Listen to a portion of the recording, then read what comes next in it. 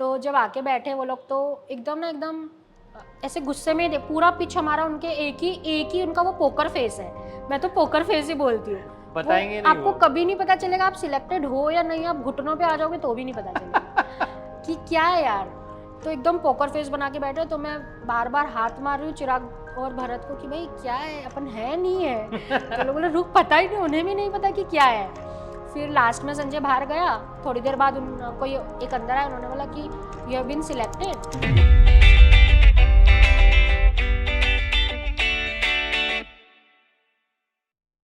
नमस्ते दोस्तों, मेरा नाम है मनोज अडवाणी और मैं आप सबका स्वागत करता हूं वाणी विद अडवाणी में, powered by Alpino health foods.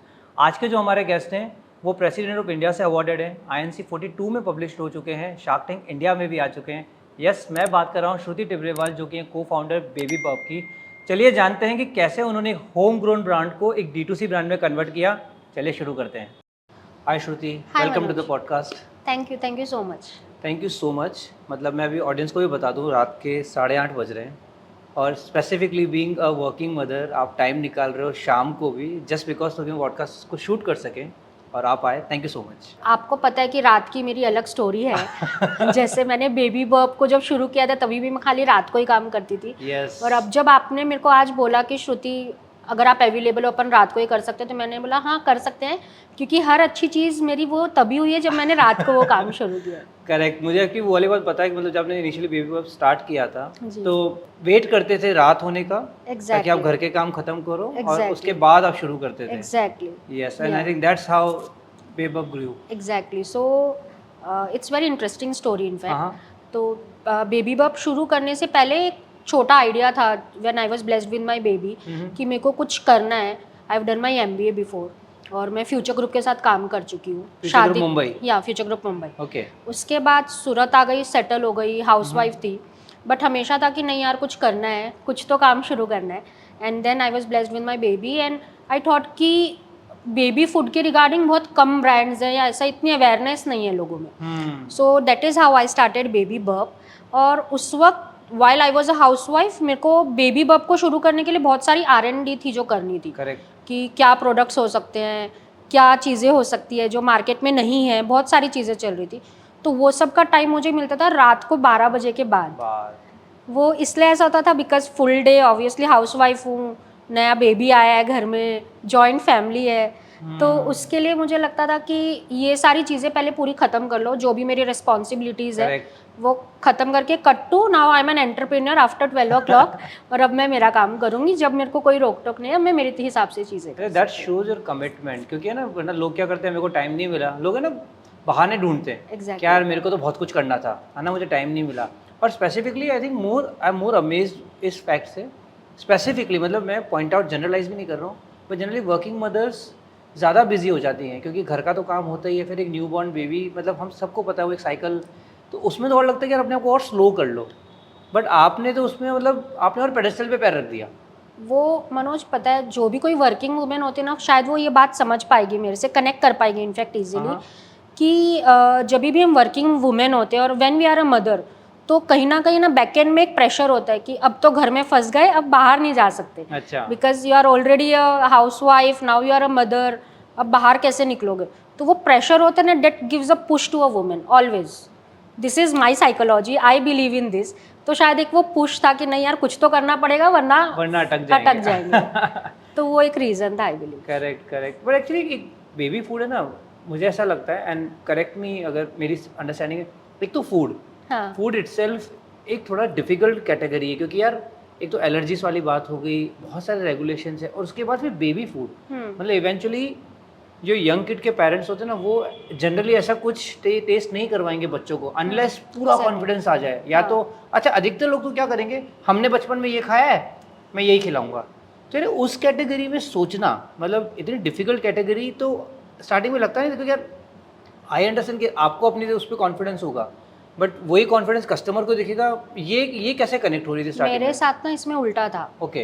कि अभी आपने बोला हमने बचपन में ये खिलाया तो मैं यही खिलाऊंगा। मेरे साथ ऐसा था, बचपन में मेरी मम्मी ने मेरे को बहुत सारा सैरेलैक खिलाया। Now you can see my result. So मेरा शॉर्ट था, मैं सैरेलैक नहीं खिलाऊंगी चाहे जो हो जाए। तो वो एक रीज़न था, बहुत मेन रीज़न था कि आई वॉज फुल्ली प्रिपेयर्ड कि जैसे मेरा बेबी होगा मैं कभी भी उसको सेरेलैक नहीं खिलाऊंगी, चाहे मेरे को जो उसको खिलाना पड़े वो मैं श्योर थी। Okay. और शायद यही एक रीज़न था, मैं बहुत स्ट्रांग थी, बहुत रिजिड थी उस वक्त कि नहीं यार मेरे को उस टाइम पे नहीं, नेचुरल ऑर्गेनिक, जो अभी बहुत सारे जार्गन्स आ गए जो मैक्सिमम लोग बोलते हैं no preservatives, no chemicals, natural organic, millets, उस टाइम पे इतना नहीं थे। I am talking about 5 to 6 years back. Correct. Okay, ये सारी चीज़ें अभी बहुत हाइप हुई है, बट उस टाइम पे आई वाज लाइक कि नहीं, कुछ भी हो जाए मैं उसको कोई भी केमिकल प्रोसेस्ड या ऐसे कोई भी पैक्ड फूड नहीं खिलाऊंगी। Okay. वो एक रीज़न था। और इसके पीछे आइडिया आया, मेरी नानी थी मेरे साथ, and I am staying with my mother in laws mother in law.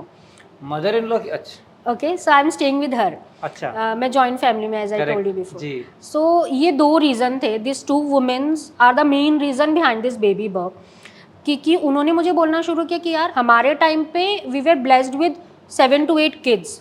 So I was shocked कि यार मेरे को एक बच्चे पालने में इतनी डिफ़िकल्टी हो रही है, क्या खिलाएं, कैसे खिलाएं, क्या करें क्या ना करें, क्या क्या चीज़ें करनी पड़ती है। तो उनसे जाके मेरा फर्स्ट क्वेश्चन ये था, यार आप 6-6, 7-7 बच्चों को कैसे हैंडल करते थे? Exactly. और यार उनकी इम्यूनिटी इतनी अच्छी कैसे, like if you talk about मेरे पापा की immunity is much better than me. अभी की जनरेशन से our fathers immunity is much more better. exactly. Okay, so ये एक हमेशा से क्वेश्चन था जो टिकल होता रहता था कि ऐसा कैसे हो सकता है, why they are more fit, why they have good immunity as compare to now generation. हाँ। सो उन्होंने मेरे को बोलना शुरू किया, भाई अभी तुम लोग ये जो जंक फूड खाते हो, this is the main reason, and the reason behind there good immunities, अभी जो चीज़ें मिलेट्स, नेचुरल गाय का घी, यू नो, जवार, बाजरा, रागी, ये सारी चीज़ें, और उनकी डाइट जो इतनी प्योर डाइट, और उन्होंने मुझे ना बहुत सारे शॉर्टकट्स बताए। अच्छा। कि 7 बच्चों को हेल्दीली अगर हमें बड़ा करना हो तो उसके लिए क्या क्या रीजंस हो सकते हैं, क्या क्या शॉर्टकट्स हो सकते हैं। वो शॉर्टकट को सुन के आई वाज शॉक्ड कि अच्छा ऐसा हो सकता है। अच्छा। And then I went to my brother, he is into BAR से, Bhabha atomic research centre. I had a word with him, हमने रिसर्च करना शुरू किया कि पुरानी चीज़ों को लेके वापस, हाँ जी, he is my cousin brother, okay. कि पुरानी चीज़ों को लेके नए फॉर्म में कैसे उसको लेकर आ सकते हैं। बिकॉज अगर आप आज की मम्मी को बोलोगे ना घी के लड्डू खिलाओ, वो नहीं खिलाएगी, बट अगर आप आज की मम्मी को बोलोगे ना कुकी खिलाओ, वो खिलाएगी, खिला देगी। हाँ, ये फर्क है। तो आई थिंक आपने बोला कि रेसिपीज तो अपने को वही रखनी है, एग्जैक्टली, इनका पैकेजिंग नया करना है। पैकेजिंग नहीं करना है, इनके नाम नए होने चाहिए, थोड़ा फैंसी होना चाहिए for the fancy mom. Exactly, I think तो मतलब वही, मतलब आपका गोल बहुत क्लियर था। हाँ। कि इनको वो जो, जैसे आपको समझ में आ गया था आपके पेरेंट्स से, हाँ। आपके इन लॉज, जो आपके हाँ। मदर इन लॉ से बात करके, हाँ, कि यार ये अगर ये रेसिपी इनको अच्छे से पैकेजिंग करके दे दी, तो I think this is how आपका कुकी वाला स्टार्ट हुआ। करेक्ट। एग्जैक्टली। तो आपने जब स्टार्टिंग में शुरू किया था, वो आपको पहला एम्प्लॉय कौन था? मेरा पहला एम्प्लॉय ना, अगर अभी वो सुनेगा ना वो मारेगा मेरे को, चिराग। आपका भाई? मेरा भाई, एंड ही Okay. इज को founder of baby birth. Okay. हम लोग 3 को फाउंडर्स हैं, मी, भरत एंड चिराग। ओके। सो और चिराग को कैसे कन्विंस किया आपने? चिराग ना उस वक्त स्टडी कर रहा था, वो अपना ग्रेजुएशन चल रहा था उसका। तो मेरे को ऐसा है कि मेरे को कुछ करना है, शुरू करना है, एंड एक होम ग्रोन ब्रांड थी जो मैं शुरू करने की कोशिश कर रही थी। हाँ। तो मैंने चिराग बोला, देख चिराग, मेरे पास एक ज़बरदस्त आइडिया है, इसको एक अपन अच्छा सा करेंगे ना, बहुत अच्छा हो पाएगा, एंड बी न ब्रदर, हाँ ठीक है, आगे क्या करना है बता। तो मैंने बोला तेरे को कुछ नहीं करना, तू खाली मेरे साथ इसकी मार्केटिंग कर। तो बोला उससे मेरे को क्या मिलेगा? Typical sibling. टिपिकल सिबलिंग जो भाई बहनों में चीज़ें होती हाँ। हैं। तो मैंने बोला एक काम करती हूँ, पर बॉक्स तेरे को 50 रुपीज़ दूँगी। अच्छा। तो वाज लाइक कि अच्छा ठीक है, तो मैं ना बात करनी शुरू करता हूँ। तो वो चीज़ें और आज की चीज़ें ना, चिराग इज़ अ को-फाउंडर, हमारे मैक्सिमम इन्वेस्टर रिलेशन चिराग देखता है, ठीक है। तो अगर अभी एक्चुअली अगर उसने सुना ना तो ही बीट में लाइक एनीथिंग कि क्या बोल रही यार है। 50 रुपए पर बॉक्स पे मुझे हायर किया था। एंड फिर बस वो उसने एक बार हमें ज्वाइन किया, उसने बेबी बब ज्वाइन किया, एंड फिर वो कभी पीछे गया ही नहीं। उसके बाद उसने वापस कभी सोचा ही नहीं कि उसका कोई दूसरा करियर हो सकता है, बिकॉज फिर हम दोनों इतना ज़्यादा जुट गए, and then Bharat joined in कि इसके अलावा कुछ नहीं हो सकता। भरत आई थिंक हमेशा से टेक्सटाइल बिजनेस में थे। जी। ऐसा क्या हुआ कि भरत वहाँ से यहाँ पे शिफ्ट हुए, मतलब उसके पीछे क्या स्टोरी है? उसके पीछे ना मूवी टाइप की स्टोरी है। अच्छा, उसमें तो हमें बड़ा मजा आता है। तो मूवी टाइप की स्टोरी है कि पहले भरत टेक्सटाइल में थे एंड वेल एस्टैब्लिश्ड, जी। फुल ऑन एकदम factory and workers and machine सब कुछ वेल एस्टैब्लिश्ड। सूरत में ही? सूरत में ही। जी जी जी ठीक है, एंड सब कुछ परफेक्ट था, कोई इशू नहीं था। जी। देन कुछ फैमिली डिस्प्यूट होना शुरू हुआ बिजनेस में लेके, बिकॉज आई टोल्ड यू कि हम लोग जॉइंट फैमिली में थे, तो कुछ इश्यूज होने शुरू हुए। तो एक दिन ऐसा था कि आज सुबह भरत वेंट टू फैक्ट्री, पूरा फुल फ्लेज सब वर्कर्स थे, 300 से ऊपर के वर्कर थे और सब कुछ। और शाम को Bharat return home and he told me कि Shruti there is an issue, कल से मैं फैक्ट्री नहीं जाऊंगा, I need to search for another work. And I was like कि शॉक्ड कि ऐसा कैसे हो सकता है। How old was Taksh this time? He was just born, he was below 1 year. तो आई वाज लाइक कि ऐसे कैसे हो सकता है। I have got many questions, बहुत सारी चीज़ें थी, क्वेरीज थी, but when I saw him he was already very bad mood या depressed mood you can say. So I thought कि अभी कुछ नहीं करते हैं, will figure it out, no worries, हम कुछ ना कुछ तो कर लेंगे। बिकॉज भरत बहुत हार्ड वर्किंग है और बहुत मतलब हमेशा से टॉपर रहा था स्कूल में, और मेरा baby Bob just ideation stage पे चल ही रहा था। तो था कि कोई बात नहीं, कुछ ना कुछ कर लेंगे, जो भी हुआ देखेंगे, कुछ कर लेंगे। सो नेक्स्ट डे से we have a family of 7 to 8 members, जो भी है हम साथ में रहते हैं। तो मेरे को ये टेंशन हो भाई कल से करेंगे क्या, क्योंकि बेबी बॉब उतना एस्टैब्लिश नहीं था। और तो घर रोज के घर का खर्चा रोज के घर का खर्चे तो चलाने हैं ना यार, कि इतने सारे एडल्ट्स हैं जो आपके साथ रह रहे हैं, you need to be with them. तो करोगे क्या। तो ऐसा हुआ कि क्या करेंगे, वापस या तो टेक्सटाइल शुरू करते हैं, कोई फ्रेंड से हेल्प मांगते हैं, कोई रिलेटिव से हेल्प मांगते हैं। बट हमेशा से ये मेरा एक स्ट्रॉन्ग पॉइंट है, वो बचपन से ही था मेरा। मैंने मेरे पापा को भी देखा ये चीज़ में कि कभी भी ना, I can not ask any one about financial help. वो एक ईगो भी सोच सकते हो, शायद वो मेरा ईगो है ही, वो बहुत पहले से मेरा एक ईगो है। तो हम लोग सोच रहे थे कि किसी से कोई तरीके की हेल्प मांगते, कुछ करते हैं, बट नहीं, बिना हेल्प के क्या कर सकते हैं पहले वो सोचते हैं। हाँ, मतलब बिना किसी के सामने हाथ फैलाए। एग्जैक्टली, अपना आत्मसम्मान भी होता है ना यार, वो मेरा ईगो समझ सकते हो शायद आप। तो ऐसे बहुत सारे फ्रेंड्स थे, इनफैक्ट आई वाज ब्लेस्ड, वो टाइम पे ना मेरे बहुत सारे फ्रेंड्स हैं जो सूरत के भी लोकल फ्रेंड्स हैं, and they supported me like anything. ठीक है, mentally, physically, financially, what ever you से। तो वो लोग खड़े थे एंड दे आस्क मी कि श्रुति यू टेल मी, तेरे को क्या हेल्प चाहिए।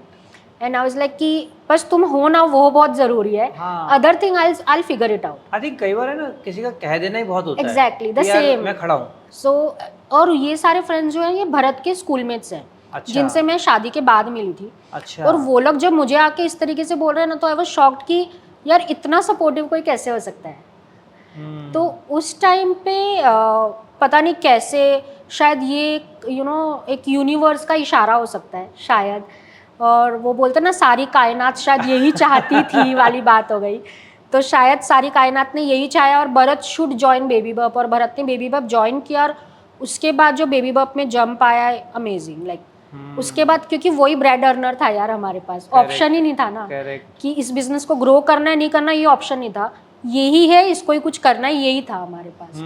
तो ये एक रीजन था, और बस नाउ वी आर हियर। में हमेशा से था कि भरत भी ज्वाइन कर, लेकिन वो एक्सक्यूज से ही होता है ना। Exactly. हम लोग I think as a human हमको है ना हमेशा एक धक्का चाहिए होता है कि यार अब लात पड़ी है ना, अब करो। जैसे कि आपने बताया कि फैमिली में जो प्रॉब्लम्स है जिसकी वजह से फंड्स के प्रॉब्लम थे, सो इनिशियल फंडिंग कहाँ से आ रही थी? क्योंकि बट ऑब्वियस किसी प्रोडक्ट को बनाने के लिए आप किसी मैन्युफैक्चरर के पास जा रहे हो, अब उसकी एक पर्टिकुलर मिनिमम ऑर्डर क्वांटिटी होती है, एमओक्यू होता है कि इससे नीचे मैं आपको प्रोड्यूस नहीं करके दूंगा, भले आप उसको थोड़ी ना पता है कि रिसर्च कर रहे हो, क्या कर रहे हो।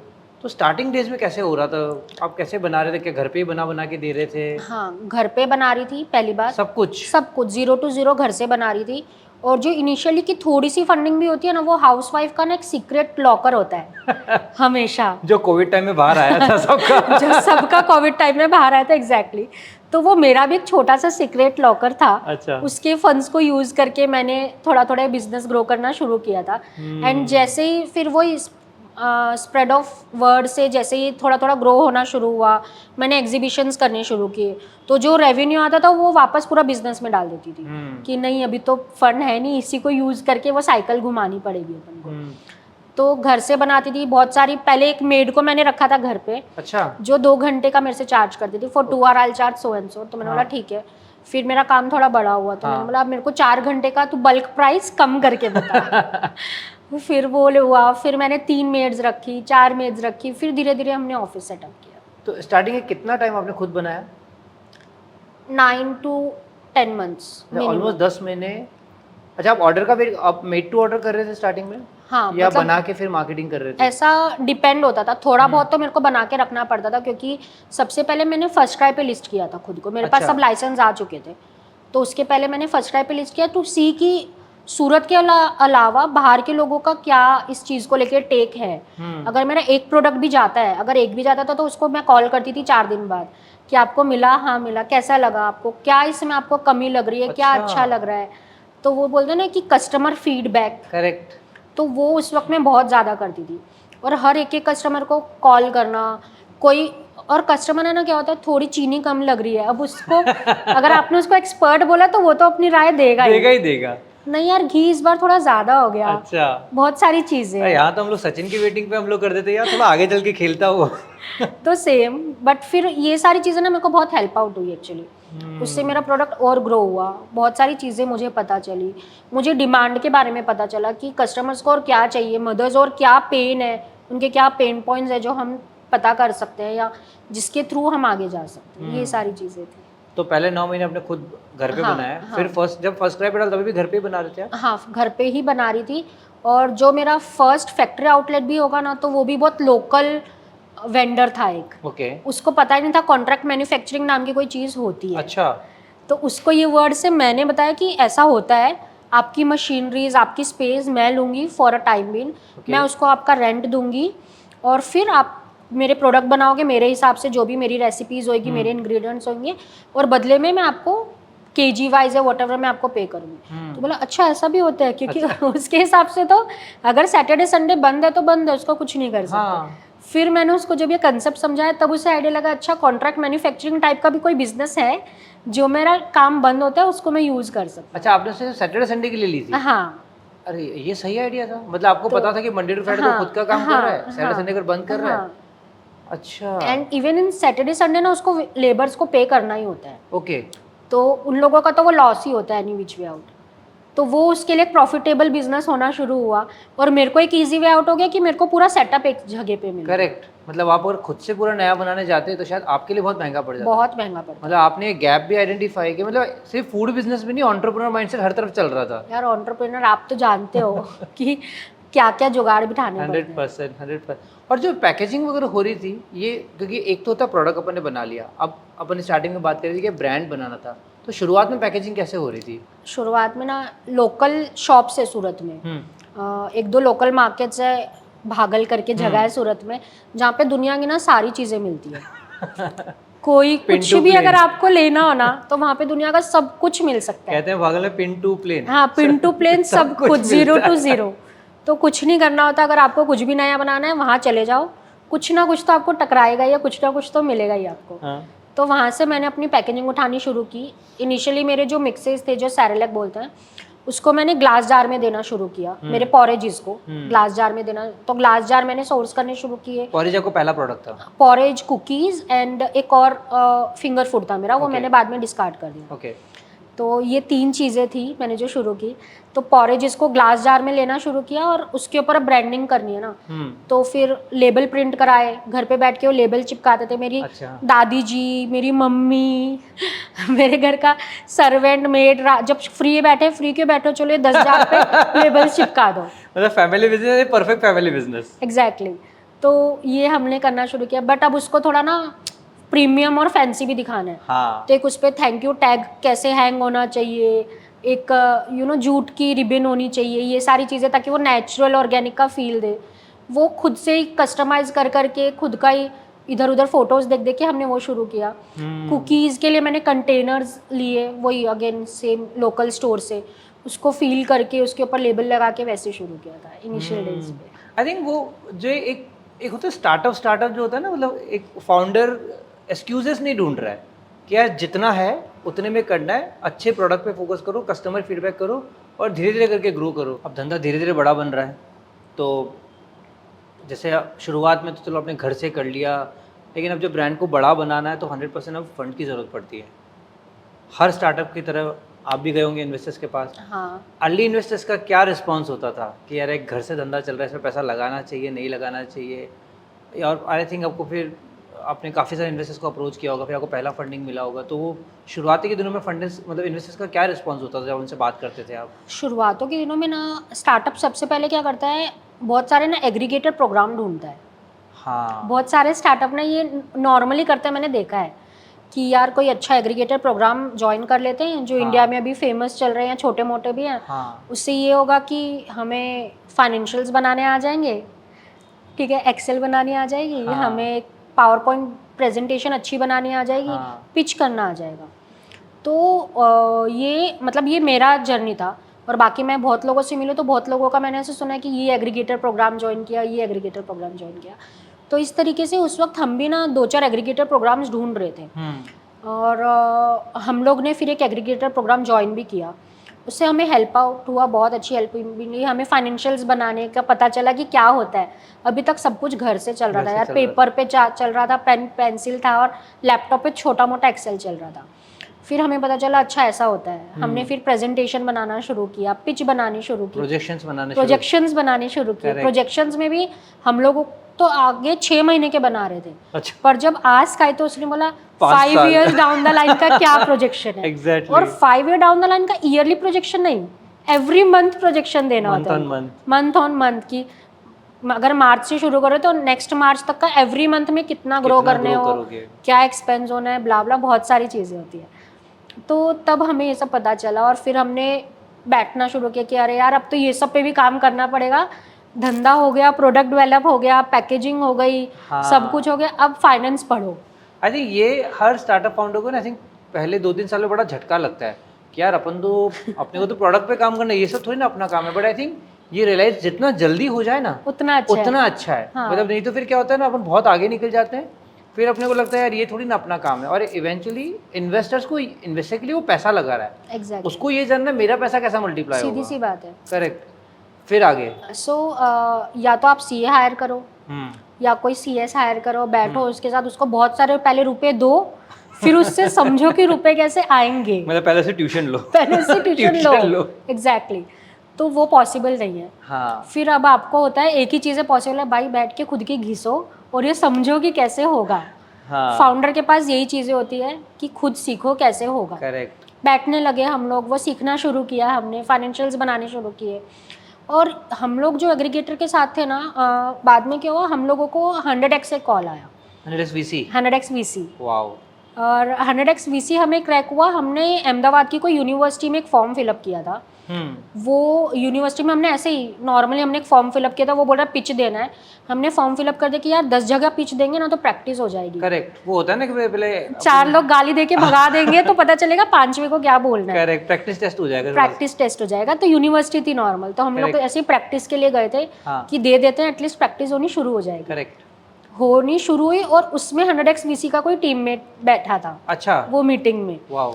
तो उन्होंने हमें कॉल किया कि हमने आपको वो यूनिवर्सिटी में पिच सुना था आपका। एंड हम लोग बोले अच्छा ठीक है, सुना होगा। तो फिर उन्होंने बोला कि हम लोग आगे के राउंड के लिए आपको कॉल करते हैं, आप लोग हमें ईमेल भेजो पिच डेक, और हमें सब देखना है आपका। तो फिर हमें लगा ये तो कुछ तो सीरियस है। अच्छा। और इसमें ज़बरदस्त बात ये है कि तब तक 100x VC को हम लोग इतने अच्छे से नहीं जानते थे। अच्छा, आपको पता नहीं था 100x VC क्या है? हमें नहीं पता था। और फिर हमने बोला ठीक है। फिर उसने बोला कि हमारे 3-4 राउंड उन्होंने लिए, ऑनलाइन लिए, जूम कॉल और ईमेल्स, और इसके थ्रू उन्होंने 4-5 राउंड लिए। देन उनका एक मेल आया कि congratulations, you have been selected, now come to Mumbai for final round. अच्छा। सो हम लोग बोले बॉम्बे बुला रहा है, खर्चा कर देगा, पता नहीं क्या है क्या नहीं है। अपन फाउंडर्स को लगता है ना कहीं जा रहे हैं, बात बनेगी कि खाली खर्चा ही होगा। 3 फाउंडर, तीनों के खर्चे। ठीक है, तो क्या करें इस चीज़ पे। तो हमने बोला कि हम ठीक है बॉम्बे आते हैं, बट आगे का क्या है इसमें। फिर हमने 100x की वेबसाइट पढ़नी शुरू की। तो वहाँ पे हमने पढ़ा कि वो लोग अगर सिलेक्ट करते हैं, उन लोगों के अलग अलग क्लास होते हैं, क्लास 1, 2, 3। हम लोग सिलेक्ट हुए थे क्लास 5 के लिए। अच्छा। हाँ। क्या होता है क्लास 5? क्लास में लोग हर एक क्लास बनाते हैं। एक क्लास में लोग 10 से 12 स्टार्टअप लेते हैं। ओके फिक्स सिलेक्ट करते हैं। मेन्यू बहुत सारे राउंड्स होते हैं, कम से कम 10,000 स्टार्टअप्स होते हैं, उनमें से ये लोग कुछ खाली 8-10 स्टार्टअप सिलेक्ट करते हैं। वाओ। और उसको ये लोग देते हैं फर्स्ट चेक। 100x अपना फर्स्ट चेक देती है। हमारे टाइम पे था 25 लाख रुपए। अच्छा।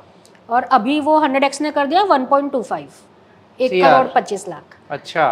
तो उन्होंने जब हमने पढ़ा कि भाई 25 लाख तो मिलेगा अगर सिलेक्ट होते हो गए हैं तो ये तो हमने बोला नहीं, ये तो जाना बनता है भाई बॉम्बे। सही बात है, मौका है। तो हम लोग बॉम्बे चले गए और हमने पिच करना शुरू किया। जब बैठे थे ना तब सबसे पहले संजय आया केबिन में। संजय मेहता। हाँ, संजय मेहता। और संजय ने आके बैठे, हम लोग सर बोल रहे हैं। तो 100x का एक ये भी रूल है जो मेरे को बहुत अच्छा लगता है जी। कि आप किसी को भी सर या मैम नहीं बोल सकते। सही है। आप खाली उनके नाम से बोल नाम सकते से हैं। जैसे बोलो। संजय मेहता है तो संजय, यज्ञेश, निनाद, टिपिकल उनकी जो टीम प्रॉपर नाम से बुलाओ, कॉर्पोरेट। हाँ इज्जत नाम में ही दे दो आप। हाँ हाँ। तो जब आके बैठे वो लोग तो एकदम ऐसे गुस्से में पूरा पिच हमारा उनके एक ही उनका वो पोकर फेस है। मैं तो पोकर फेस ही बोलती हूँ। बताएंगे नहीं आपको वो। कभी नहीं पता चलेगा आप सिलेक्टेड हो या नहीं, आप घुटनों पे आ जाओगे तो भी नहीं पता चलेगा कि क्या है यार। तो एकदम पोकर फेस बना के बैठे। तो मैं बार बार हाथ मार रही हूँ चिराग और भरत को कि भाई क्या है, अपन है नहीं है। तो लोग बोले रुक, पता ही नहीं, उन्हें भी नहीं पता कि क्या है। फिर लास्ट में संजय बाहर गया, थोड़ी देर बाद उनको एक अंदर आया, उन्होंने बोला कि यू हैव बीन सिलेक्टेड, सो अभी आप एक टर्म शीट साइन कर दो। अच्छा। तो हम लोग ना इससे पहले गलत एग्रीगेशन प्रोग्राम में फंस चुके थे। तो हमने बोला हम तो टर्म शीट साइन नहीं करेंगे, कि क्या क्या है टर्म शीट में लिखा है वो बताओ। उन्होंने बोला भाई 7% इक्विटी लेंगे, ये 100x सबके साथ होता है। अच्छा, स्टैंडर्ड है ये। स्टैंडर्ड है, 7% इक्विटी लेते हैं और फर्स्ट चेक आपको देते हैं। तो हम लोग बोले कि नहीं, हम बताएंगे आपको। अच्छा। तो उन्होंने बोला ये हमारा लास्ट था, ये क्लास हमारी हम ख़त्म कर रहे हैं, उसके बाद हम नेक्स्ट क्लास में तुमको मौका देंगे नहीं देंगे हमें नहीं पता, बट अब तुम देख लो क्या करना है। तो भी हम लोग एकदम एब्रप्ट थे कि नहीं, हम पहले सूरत जाएंगे, will discuss with some legal team और किसी से बात करेंगे, Correct. उसके बाद will give you a revert. हमें एक दिन का तो टाइम चाहिए। 100%। तो they were like कि ठीक है, you can go to Surat again and you can decide and let us know before 24 hours। यार मतलब बहुत ब्रेव हार्ट चाहिए इसके लिए, ठीक क्योंकि है। 100x VC सामने बैठे हैं संजय मेहता साहब। तो आप उनको बोलो कि जाएंगे और एक दिन सोच के बताएंगे। तो ये हो गया, हम लोग सूरत आए, हमने 1-2 लोगों से मिलना शुरू किया। और जब हम मिले तब उन्होंने बोला अच्छा 100x हो गया, पागल हो गए हो, सूरत क्यों आए हो? तो हमें वो लगा अच्छा ऐसा हुआ है। फिर हमने उनको कॉल किया और हमने बोला हम लोग टर्म शीट साइन कर रहे हैं। उन्होंने बोला ठीक है, तुम लोग साइन करके भेजो, एक नया बैंक अकाउंट खुलवा लो। और 2 दिन में मनी इन द बैंक हो गया था। आई थिंक फाउंडर्स के लिए बहुत ज़रूरी होता है। आई थिंक जब पहला फंड आता है ना, आई थिंक वो पैसे की खुशी से ज़्यादा उसकी खुशी याद होती है, वैलिडेट हो गया एक्चुअली। क्योंकि हम लोग क्या होता है, एक बंद कमरे में बैठ के हम लोग फाउंडिंग टीम में बात कर रहे थे कि चलो ऐसा कुछ बनाते हैं, ऐसा कुछ करते हैं, बट एक जब बाहर वाला आके अपना कन्विक्शन दिखाता है, और specifically 100x VC Sanjay Mehta जैसा कोई आता है ना, तो अपने को लगता है यार इसने दुनिया देखी है, इसने इतनी जगह इन्वेस्ट किया है, इसको अगर अपनी बात समझ में आ रही है यानी अपन कुछ ठीक कर रहे हैं। संजय मेहता की ना एक इंटरेस्टिंग स्टोरी बताती हूँ। मतलब मैं एडमायर करती हूँ उनको बहुत ज़्यादा। हर कोई करता है बहुत ज़्यादा। तो वो अभी भी हम लोग अगर कोई भी 100x पोर्टफोलियो कंपनी वाले अगर पर्सनली मिलते हैं ना, तो हम लोग हमेशा बैठ के बोलते हैं अच्छा संजय से मिला था, क्या गाली दी। ये हमारे हम पर्सनल टॉक करते हैं। ये आपकी पर्सनल गॉसिप ये हमारी पर्सनल और अभी गॉसिप। संजय मेहता शायद या तो इसको देख रहे होंगे, सुन रहे होंगे। तो फिर मैं गई। तो वो हमेशा हमारे पर्सनल टॉपिक होते हैं, कहीं पे भी हम मिलते हैं तो। हाँ। लास्ट कब मिला था, क्या बात हुई? तो थोड़े टाइम पहले संजय सूरत आए हुए थे। हाँ। तो हम लोग एकदम खुश कि संजय सूरत आया, फर्स्ट टाइम आया, उन्हें ऑफिस ले जाएंगे, ये करेंगे वो करेंगे, बेबी बॉब की ग्रोथ बताएंगे, ऐसा करेंगे वैसा करेंगे। तो इवेंट खत्म होने वाला था, हम उनसे जस्ट मिले इवेंट के बाहर, और हमने बोला और सर वेलकम टू सूरत, क्या हालचाल? संजय तो बोला बढ़िया। मैंने बोला और इवेंट कैसा रहा, धंधा कैसा है? अच्छा, तो मुद्दे की बात। तो हम लोग भाई अभी आए हो, गर्मी है, चाय कॉफ़ी पी लो, 2 मिनट बैठ जाओ, हाय हेलो भी हो सकती है, नहीं धंधा कैसा है? तो बोले सर धंधा सही चल रहा है, नंबर क्या है? तो फिर हम बोले सर ये नंबर है। तो उन्होंने बोला सर हमको आपसे कुछ डिस्कस करना था, 1-2 चीज़ें थी जो आपको बतानी थी। हाँ तो बोलो। उनकी कार बाहर खड़ी है, उनके हाथ में सूटकेस है, इवेंट जस्ट ख़त्म हुआ, सुबह से इवेंट में थे, वो शायद वापस जा रहे हैं। और हमें लगा हम बोलेंगे ना कुछ डिस्कस करना, तो कहीं बैठेगा, बोलेगा कहीं तुम्हारा ऑफिस है तो ले चलो, बोलो क्या हुआ बताओ क्या दिक्कत है। तो एटीट्यूड यार हैट्स ऑफ, मतलब वो बात है ना गुजराती लोगों का कि धंधे से बड़ा कुछ नहीं होता वाली बात है, होता। तो वो है उनमें। नहीं, आई थिंक संजय मेहता को मैंने भी जब भी सुना है ना स्टेज पे या जब भी किसी इवेंट में देखा है, तो मैंने खुद ये नोटिस किया कि बहुत स्ट्रेट फॉरवर्ड है, बहुत स्ट्रेट और फॉरवर्ड। आई थिंक ये ज़रूरी भी होता है हम लोगों के साथ, नहीं तो क्योंकि यार एक इन्वेस्टर का टाइम इंपॉर्टेंट है। बहुत जरूरी। अगर आप उससे मुद्दे की बात कर रहे हो और वो आपको तुरंत उसी वक्त आपके प्रॉब्लम का या आपके इसका मतलब सॉल्यूशन इट दे इज रहा है। Very sharp. अगर आप उनके पास शायद कोई प्रॉब्लम लेके जाते हो और अगर उनका वो नेटवर्क उस चीज़ में है, तो तुरंत वो मोबाइल निकालेंगे, कॉल करेंगे, इससे मिल लेना, ये तुम्हारा काम हो जाएगा। सही। He is so fast. Nice.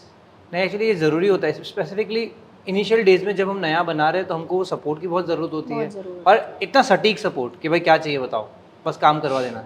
यश होती, अब जब इतने सारे संघर्ष चल रहे थे ना, अब धीरे धीरे उपलब्धियाँ भी शुरू हो गई थी।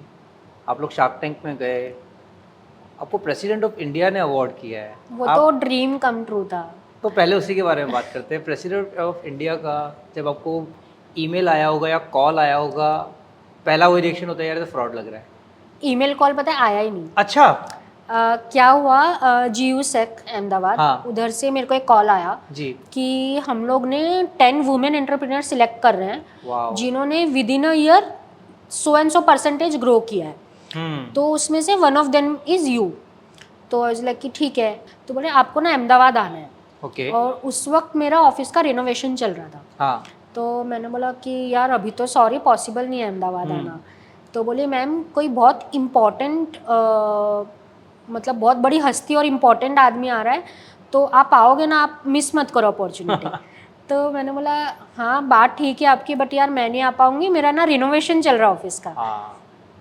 तो वो मेरे को ना कन्विंस कर रही है अच्छा। कि आप है ना समझो आप सिलेक्टेड हो, और ये सारी बातें फोन पे हो रही है? फोन पर हो रही है। अच्छा। आप ना सिलेक्ट हुए हो, आप हाँ। समझो, और है ना कोई बहुत बड़ा आदमी आ रहा है। तो मैंने बोला कौन बड़ा आदमी आ रहा है भाई, नाम बता दो। तो वो बोलते हैं कि नहीं, एज पर द रूल्स हम लोग है ना नाम नहीं बता सकते, ये रूल है, हम लोगों को सीक्रेटली मना किया, हम लोग नाम नहीं बता सकते। तो मगर मैं आपको बोल रही हूँ आप आ जाओ। मैं उससे फ़ोन पे पहली बार बात करूँ, ऐसा नहीं वो मेरी कोई फ्रेंड है या मैं उससे बहुत बार बात कर चुकी हूँ, और वो बंदी अपना प्रोटोकॉल निभा रही है। हाँ ठीक है। तो फिर मैंने बोला कि यार मैं बताती हूँ, आप है ना एक काम करो, जो भी है डिटेल्स है इवेंट की आप मेरे को ईमेल कर दो। मैंने उनको ये बोला। तो उन्होंने बोला कि ठीक है, तो मैं आपका हाँ समझूँ। तो मैंने बोला मैं बताती हूँ। अच्छा। तो ईमेल नहीं आया शाम तक। फिर उनका कॉल आया कि आपने बताया नहीं। मैंने बोला मैं ईमेल का वेट कर रही थी, आपका ईमेल नहीं आया। मैम आप समझो मैं ईमेल नहीं भेज सकती हूँ। अच्छा, इतना सिक्योरिटी बहुत सिक्योरिटी था। But believe me if you will come you will not regret. तो ये एक लाइन थी ना, जब उसने बोली if you will come you will not regret, तो मैंने सोचा नहीं यार मैं तो जाऊँगी, अब जो होगा देखेंगे। मैंने भरत को बोला भरत ऐसा ऐसा कोई अवार्ड फंक्शन हो रहा है और मेरे को बुला रहे हैं और बोल रहे हैं कि बहुत बड़ी अपॉर्चुनिटी, तू आ जा। तो भरत ने बोला कि यूजुअली मैं भरत या चिराग को ट्राई करती हूँ मेरे साथ लेके जाने का। तो भरत बोला यहाँ पे बहुत काम है, मैं अभी जा नहीं सकता हूँ, चिराग जा नहीं सकता है, तो तेरे को अकेले को हैंडल करना है। मैंने बोला देख लो चल सकते। तो बोले नहीं अकेले हैंडल कर सकते तो जा। मैंने बोला ठीक है कोई बात नहीं, मैं जाकर आती हूँ। वो बोल रही है भाई अपॉर्चुनिटी क्यों मिस करना है। तो मैं चली गई वहाँ पे, GU-SEC गई, वहाँ पे हमें बिठाया, हमको बताया स्टेज पर ऐसा होगा, बहुत सारे मिनिस्टर्स आने वाले, बहुत बड़ा इवेंट लग रहा था और चारों तरफ सिर्फ मिलिट्री थी। तो मैं बोली भाई इतनी मिलिट्री, इतनी सिक्योरिटी क्यों है। फिर जब हम स्टेज पे थे, हमारी रिहर्सल्स चल रही थी, मैंने बोला कौन आ रहा है। अच्छा, अभी तक आपको पता ही नहीं था कौन आ रहा है। फिर मैंने बोला कौन आ रहा है यार। तो बोले कि मैम कल सुबह 10 बजे का इवेंट है, आज आपको होटल में चेक इन आपको करना, आपके हिसाब से आपको करना है, हमारा इसमें कोई खर्चा वर्चा नहीं होगा, आपको हैंडल करना है, आपको अपने हिसाब से करना है। तो मैंने बोला ठीक है कौन रहा है तो बता दो। तो उन्होंने बोला मैम प्रेसिडेंट ऑफ इंडिया आ रही है। मैंने बोला कौन आ रहा है। तो फिर उसने बोला भाई प्रेसिडेंट ऑफ इंडिया आ रही है। मैंने बोला सीरियसली बोल रहे हो। तो बोलती हाँ मैम। तो मैंने बोला मेल क्यों नहीं करते हो ये सारी चीज़ें। तो बोलते नहीं मैं और रिश्तेदारों को लेकर और लोगों को लेकर आती है, यार प्रेसिडेंट ऑफ इंडिया आ रही है। Seriously? और मैंने बोला वो मेरे को अवार्ड देगी। तो बोलते हैं हाँ। तो मैंने बोला यार ये सब तो बताया करो ना थोड़ा पहले। तो बोले नहीं हम नहीं बता सकते थे, इट्स अ प्रोटोकॉल, और आप भी लोगों को नहीं बता सकते हो क्योंकि अगर प्रेसिडेंट कहीं विजिट करे तो हम बहुत पब्लिक को नहीं बता सकते हैं कि हाँ because of the security reasons. Actually ना हमें डर लग रहा था कि जब जाएंगे स्टेज पे कुछ गड़बड़ हो जाएगी, कोई मिनिस्टर ने देख लिया तो डरा धमका मत दे यार, मिलिट्री खड़ी है, बंदूक बंदूक लेके खड़ी है, सीधे मतलब कोर्ट मार्शल एनकाउंटर ना एक्चुअली हो कुछ जाए। भी हो सकता है। तो हम डर रहे थे पीछे से जाना है, आगे से जाना है, क्या करना है, बट उन्होंने इतना इजी कर दिया पूरा प्रोसेस। जैसे ही हम आए उन्होंने बोला नहीं प्लीज़ कम फ्रॉम हियर, उन्होंने आगे से बुलाया, हमें खुद अवार्ड दे रही है, हमारे साथ ऐसे खड़े होकर फ़ोटो खिंचवा रही है। वाह। तो ऐसे वो आज भी अगर मैं आपसे बात करूँ मुझे लगता है कि मैं अलग दुनिया में चली गई थी और वापस मैं इधर मैं आई। आपकी बात सुन रहा हूँ तो मुझे गूज़बम्स आ रहे हैं मतलब कि जो आप जब जिस तरह से बता रहे हो पूरी बात। बहुत अच्छा था। अब एक इतना बड़ा अनुभव ऑलरेडी हो चुका है, अब इसके बाद शार्क टैंक इंडिया का अनुभव कैसा था, उसके बारे में कैसे पता चला, कैसे अप्लाई किया, क्या हुआ पूरी बात? तो शार्क टैंक के मुझे लगता है जितने भी स्टार्टअप फाउंडर है वो फैन है ही, हाँ सबको पता है शार्क टैंक क्या है। करेक्ट। तो जब फर्स्ट टाइम हमें पता चला, हाँ। इंटरनेट के थ्रू हमें पता चला कि शार्क टैंक इंडिया में आ रहा है, अच्छा। तो इनिशियली तो सबको 90% जनता को लगा होगा फेक है। हाँ हमें भी लगा भाई फेक है, ऐसा कुछ हो नहीं सकता है, क्योंकि वहाँ पर 10-12 साल से चल रहा है और हम लोग सुन रहे थे और बहुत बार बीच बीच में हवा आती रहती है शार्क टैंक इंडिया आ रहा है आ रहा है, तो लगा कि कुछ तो फेक है। तो भी सोचा कि कोई बात नहीं, देखते हैं फॉर्म तो भरते हैं, क्या होता है देखेंगे। फिर हमने फॉर्म वॉर्म फिलअप किया, फिर पता चला सोनी टीवी भी इसमें साथ में पार्ट है, तब लगा नहीं अब फेक नहीं हो सकता। तो बस हमने ऑनलाइन फॉर्म फिलअप किया, हम लोगों को फर्स्ट राउंड के लिए बुलाया, इन लोगों ने मुंबई में बुलाया, वो हमने मुंबई में दिया। उसके बाद इन लोगों के मल्टीपल राउंड हुए बिकॉज उस वक्त कोविड भी था। तो बीच में ना जब हमने हमारे राउंड्स क्लियर किए उसके बाद 6 महीने तक कोई कांटेक्ट नहीं हुआ। ये फॉर्म भरने के बाद कोई कांटेक्ट नहीं हुआ। अच्छा। हम लोग भी मेल शूट कर रहे हैं, वो मेल सोनी टीवी पे जा रहा है, उन लोगों का बिजनेस अकाउंट है, उससे कोई हमें रिवर्ट आ नहीं रहा है। अच्छा। हमें लगा हो गया भाई, यही था शार्क टैंक हो गया। और उसके बाद हमें अचानक से पता चलता है कि नई एपिसोड शूट होंगे इसके। फिर हमें लगा कि चलो एपिसोड तो शूट होंगे बट कुछ कह नहीं सकते, ऑनलाइन भी हो सकता है बिकॉज कोविड है। फिर लगा अरे यार कोविड ने सब कुछ खराब कर दिया, ये भी खराब कर दिया, हो सकता है। तो उसके बाद बस फिर हम लोगों को कॉल आया कि नहीं फिजिकल राउंड हो रहा है। अच्छा। प्रॉपर टैंक होगा, उसमें प्रॉपर शार्क्स होंगे, आप लोगों के रिहर्सल्स होंगे, आपको उधर जाना है, और उससे पहले 1-2 और राउंड्स थे जो आपको क्लियर करने हैं। तो वो सारे राउंड क्लियर करने के बाद हम लोग D-Day शार्क टैंक में थे, गोरेगांव फिल्म स्टूडियो में हम लोग थे।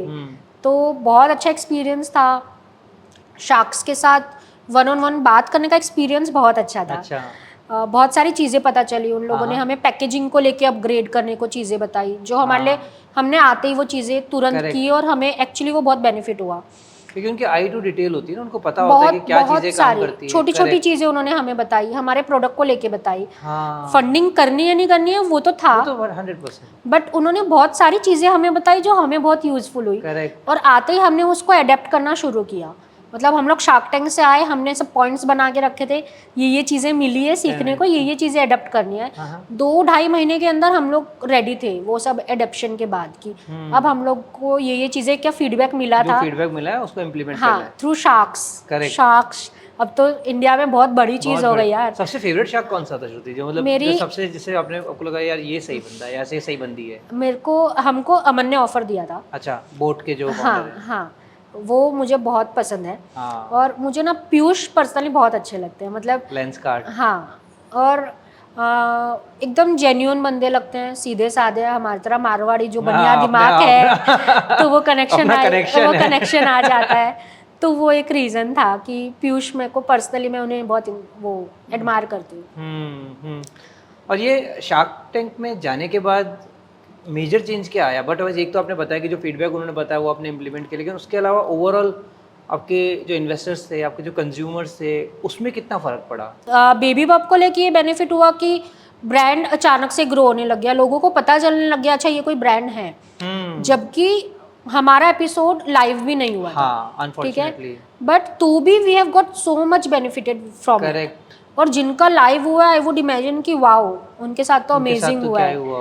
आई थिंक रिसेंटली आप लोगों INC42 में INC 42 ने अभी एक अवार्ड फंक्शन निकाला था जी, ये बॉम्बे में था करेक्ट? हाँ, तो वो उन लोगों ने उसमें इंडिया के टॉप 42 D2C ब्रांड को सिलेक्ट करना था। तो उसमें हमने ऐसे ही अप्लाई किया, जैसे मैं बार बार बोलूँ ना, ऐसे ही अप्लाई किया। तो प्लीज अप्लाई करो, ऐसे ही करो। हाँ, बहुत जरूरी है। हम अपने को बहुत हल्के में ले लेते हैं कि अपना कैसे हो सकता है। तो हमने उसमें अप्लाई किया और अप्लाई करने के बाद उसके राउंड्स होने शुरू हुए, इंटरव्यूज़ होना शुरू हुआ।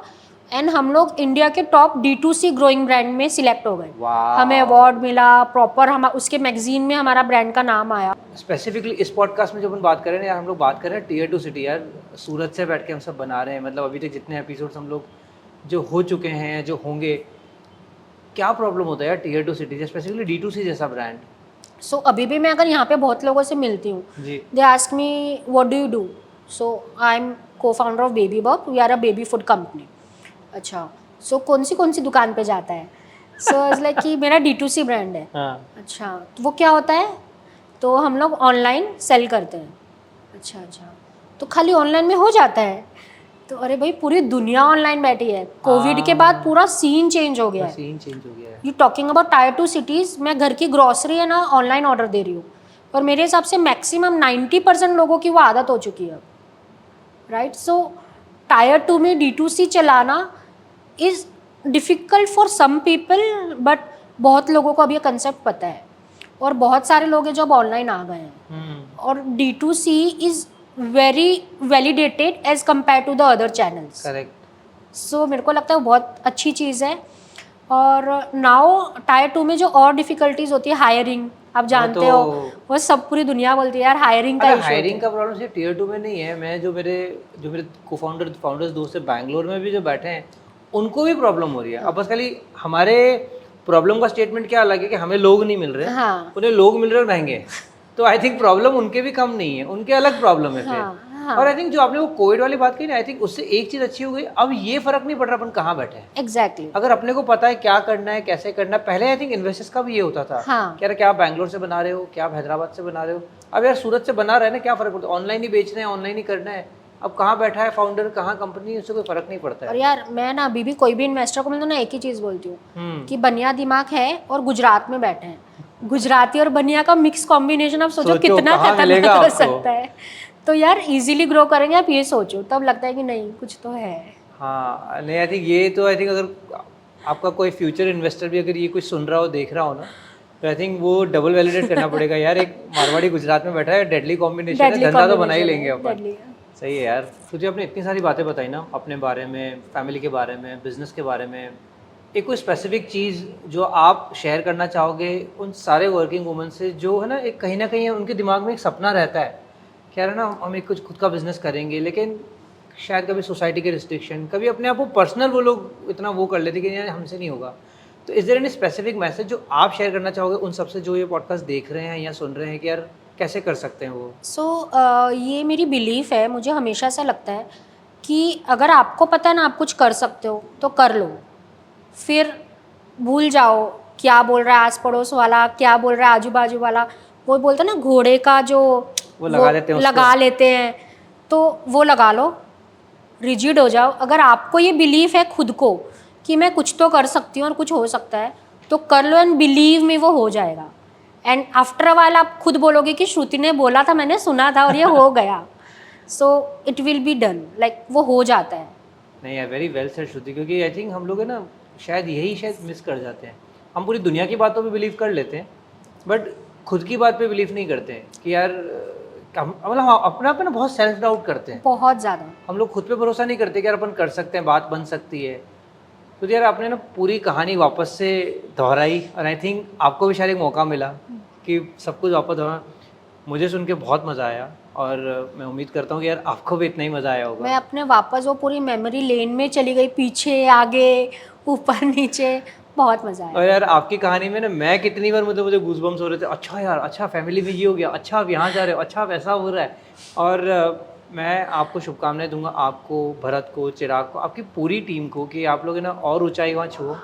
आप लोग ऑलरेडी नंबर 1 हो और नंबर 1 बने रहो बेबी फूड में, ताकि हम लोग जब अगली बार मिले ना तो हम लोग और शायद और ज़्यादा फन फैक्ट्स के बारे में बात करें कि यार फॉर श्योर कि हम लोग इस इन्वेस्टर से मिले थे, यहाँ पहुँच गए थे। क्योंकि आई थिंक मुझे भी है ना वो एक नई स्टोरीज मिलती है, तो मुझको भी नया सीखने को मिलता है। तो इसी पे इस पॉजिटिव नोट पे इस पॉडकास्ट को ख़त्म करते हैं, and all the best to you and your whole team. So दोस्तों, दैट वाज श्रुति टिब्रेवाल, को फाउंडर ऑफ बेबी बर्ब, जो कि एक बेबी हेल्थ फूड ब्रांड है, एक D2C ब्रांड है। आप उनका फूड अगर ट्राई करना चाहिए, उनकी वेबसाइट पे जाइए, सारे जो मेजर मार्केट प्लेसेस पे हैं उनके फूड प्रोडक्ट्स अवेलेबल हैं। मुझे बहुत मज़ा आया इनसे बात करके, इनकी स्टोरी सुन के। थैंक यू सो मच दोस्तों। बने रहिए मेरे साथ वाणी विद अडवाणी में। दोस्तों वीडियो को एंड तक देखने के लिए बहुत बहुत धन्यवाद। उम्मीद है आपको वीडियो पसंद आया होगा और आपको बहुत कुछ सीखने को मिला होगा। आपने इस वीडियो से जो कुछ भी सीखा है उसको समराइज करके कमेंट्स में डाल दीजिए। जिसका कमेंट सबसे अच्छा होगा उसको अल्पिनो की तरफ से एक प्रोटीन से भरपूर गिफ्ट हैम्पर मिलेगा। और आप अल्पिनो के प्रोडक्ट्स ऑर्डर कर सकते हैं 15% डिस्काउंट के साथ मेरा कूपन कोड अडवाणी15 यूज़ करके। प्लीज़ इस वीडियो को लाइक कर दीजिए और शेयर करिए अपने हर जानने वाले के साथ। प्लीज़ मेरे चैनल को सब्सक्राइब करिए इसी तरह की और भी ढेर सारी कहानियाँ सुनने के लिए। तो फिर बने रहिए, देखते रहिए, सुनते रहिए Vani with Advani. Thank you very much.